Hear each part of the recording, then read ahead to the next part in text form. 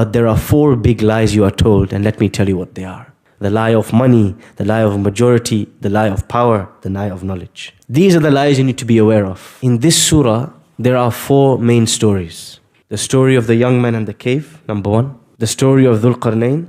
The story of Musa and Khidr. The story of the 2 men and their gardens. And these 4 main stories represent 4 types of lie that we take.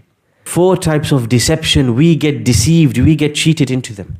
And that's why this surah is about deception. How to not be cheated.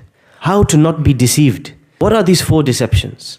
The first is the deception of the crowd. When a large number of people are doing something, you think, let me just follow them. That is the story of the young men and the cave. They were not deceived by the majority. They were not cheated. They did not accept a lie because everybody believed it. Number 2, the 2 men and their gardens. It is the deception of wealth, of money. And thinking that this money is from you, and this money is going to be good, and these material things I buy, this is going to give me happiness. This is a lie. The third is the deception of knowledge. The story of Musa and Khidr. When we learn something, we think that now we have become righteous. Why? I heard Sheikh said something. I wrote it down. I have some ilm. I memorized the Qur'an. No, this is a lie. This knowledge is an evidence against you on the Day of Judgment unless you act by it. Do not be deceived by knowledge. And the story of Dhul Qarnayn is the deception of power. Dhul Qarnayn, his power extends across the earth, from east to west. He has a huge empire. But the important thing about this man is he was not deceived by his power. It did not make him arrogant. It did not make him proud. It did not make him take the rights of others. When we get a little bit of power, we own a shop, we become counselor, X, Y, Z, a little bit of power, we start to oppress the people below us. Even a parent will start to oppress their children. This man, he has the empire from east to west, but he is fearing Allah because he is not letting himself get cheated, deceived by power. And so this surah, many people wonder what is the relationship between this surah and protection from the Dajjal. There's 4 stories, 4 deceptions, 4 lies we are told. The deception of the blind majority, the deception of money, the deception of knowledge, the deception of power. If you can overcome these 4 deceptions in this life, the Dajjal stands no chance against you when he comes. How is he going to get past you? You're going to see and look at him and realize straight away what he is made of and who he is. But if you get sold, if you get deceived by a little TV advertisement, the Dajjal you're going to be a piece of cake for the Dajjal. Easy money for him. And this is why many people think when the Prophet ﷺ says, whoever memorizes these verses, the Dajjal will protect them. Many people think it's just about memorization. Khalas, I memorized 10 verses. When he comes, I'm going to start reciting them. If you don't understand these 4 stories, you have no chance against the Dajjal. Surah Al-Isra talks a lot about Masjid Al-Aqsa and the journey the Prophet ﷺ takes from here, from Masjid Al-Haram to Masjid Al-Aqsa to the heavens and back. And in this journey, he meets all of the prophets. And in this journey, he comes back. And what's the first thing people respond when they hear this? Muhammad ﷺ is, they say he's lying. He's deceiving us. Surah Al-Kahf comes to say, he wasn't lying. But there are 4 big lies you are told, and let me tell you what they are. The lie of money, the lie of majority, the lie of power, the lie of knowledge. These are the lies you need to be aware of. Muhammad ﷺ is truthful. This whole surah, one of the biggest focuses, again, start, middle and end, a focus on the Day of Judgment. إِنَّا جَعَلْنَا مَا عَلَى الْأَرْضِ زِينَةً لَهَا لِنَبْلُوَهُمْ أَيُّهُمْ أَحْسَنُ عَمَلًا وَإِنَّا لَجَاعِلُونَ مَا عَلَيْهَا صَعِيدًا جُرُزًا. Allah says, everything on this earth we made a zina. You know what is zina? Decoration. Is there any decoration in this masjid? Can you see anything on the walls? Any frames? Not really. Masjid is not a place for a lot of decoration. But if you go to your house, if I take out all the decoration, I remove the frames, I remove the bukhur stand, I remove this and this, can you still live in your house? Yeah, of course. The decoration is just the toppings. Something nice to look at. But it's not the core reason your house exists. You have a bed, you have a roof, that's the main thing. You have a kitchen to cook in. The decoration is a bonus, it's an extra. Allah says, we made everything on this earth a zina. It's decoration. It's beautiful, but if I removed it, you can still live your life. So what is all this decoration for? These cars, this wealth, these clothes, these families that we have. What is it for? لِنَبْلُوَهُمْ, to test you. أَيُّهُمْ أَحْسَنُ عَمَلًا, who is going to be the most best, the most beautiful in their deed. وَإِنَّا لَجَاعِلُونَ مَا عَلَيْهَا صَعِيدًا جُرُزًا, and we are eventually going to make everything on this earth dust. We will destroy everything.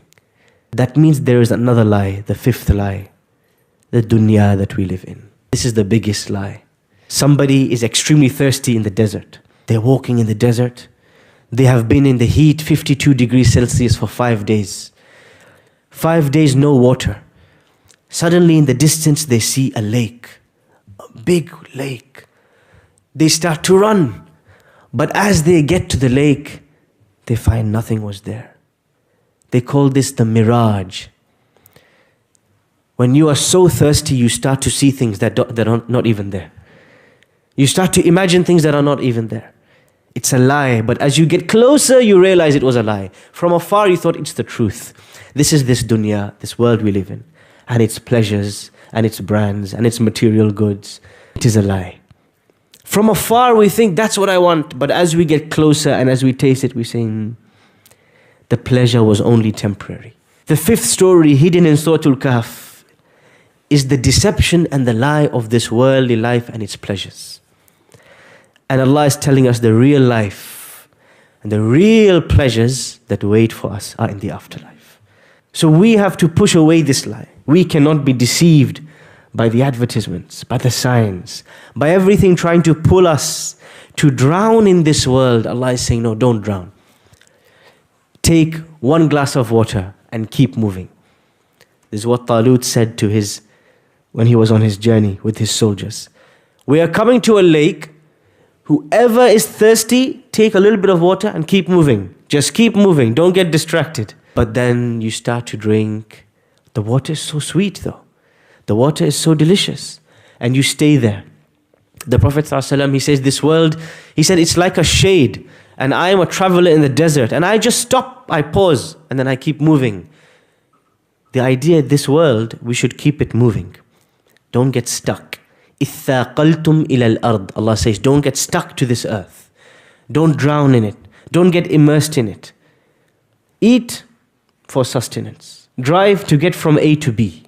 Wear clothes for the beauty, for the blessings of Allah. But keep it moving. Do not think that this world lasts. It's a very important point as we look at what's happening right now.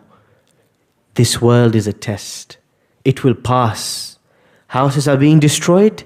Well, everything will be destroyed. وَإِنَّا, Allah promised us, لَجَاعِلُونَ مَا عَلَيْهَا صَعِيدًا جُرُزًا. If not today, tomorrow, everything will be dust.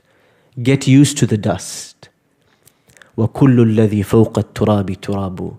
Everything above the dust is going to be sand as well. This is the reality of this dunya.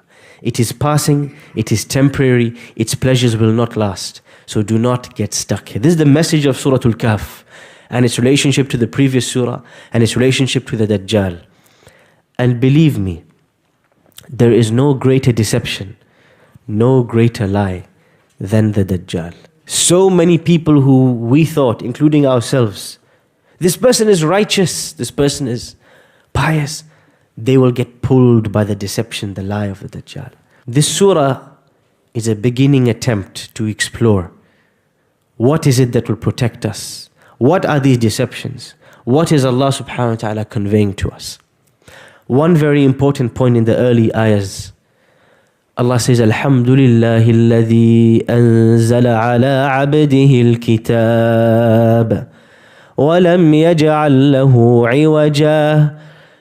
Praise Allah for the greatest blessing. What's the greatest blessing of Allah? This kitab, this book. Allah sends down this book. وَلَمْ يَجْعَلْ لَهُ عِوَجًا. There is nothing crooked in this book. There is nothing bent, no twisting. It's all straight facts. But every other book you read, every other paper, every other newspaper, every media, every time you turn on the television, somebody crooked will be there behind the scenes with an agenda, trying to sell you some propaganda, trying to lie to you, trying to twist the facts. Be ready for that. This is the only book where there is no agenda. Clear facts. And everything else, be ready. The deception is coming.